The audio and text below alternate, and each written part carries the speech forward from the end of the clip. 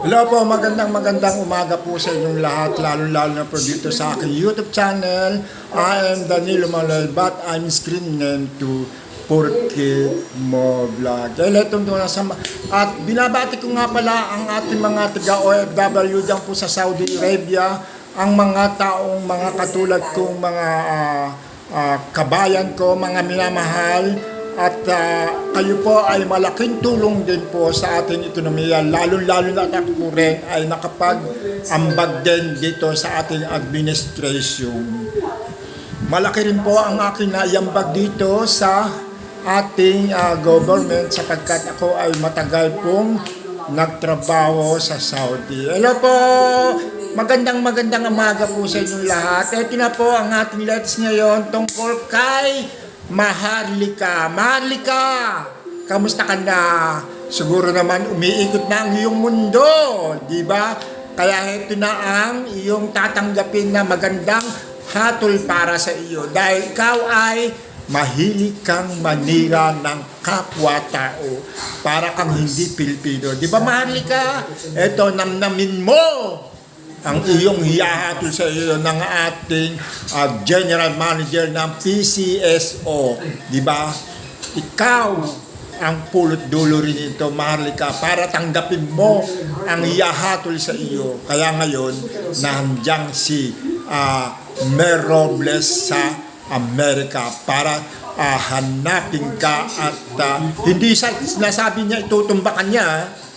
Ikaw, Maharlika, mahilig ka mapaggawa ng istorya at paninira sa kapwa, lalo na sa ating Pangulong Ferdinand Marcos, di ba?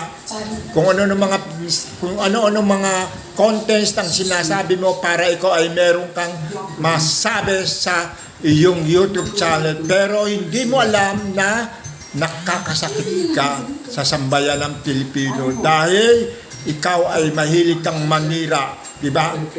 Kaya ito, maganda ito at para mabigyan ka ng leksyon katulad nitong gagawin ni Mer Robles na ikaw ay ididemanda niya sa kanyang sa iyong ikakaso sa iyo dahil ikaw ay mahilig kang manira. Yeah!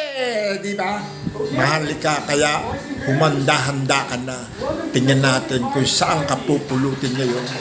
Dahil ito si Mer Robles ay nakakita na ng maganda at mahusay na abogado para ikaw ay masintesyan kung ano dapat isentes sa iyo.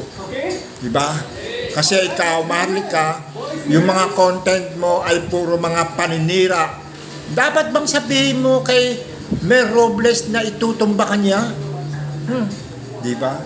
Si Mer Robles po ay nakakatulong sa ating bayan sa Pilipinas dahil siya ang kasudlong ng aming buhay. Dahil siya ay tumutulong sa mga taong mahihirap. Di katulad mo, Maharlika, ikaw ay paninira lang ang iyong ginagawa. Dapat gumawa ka ng content mo na ikaw ay nakakatulong.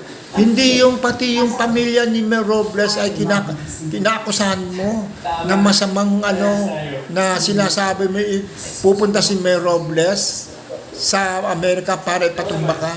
Bakit? Sino ka ba? Sino ka ba para ikaw ipatumba? Hindi ka naman social life ng Pilipinas. Isa kang maninira ng kapwa mo. O di ba? Kasi pati yung asawa niya at pati yung anak niya, dinadawit mo sa iyong content.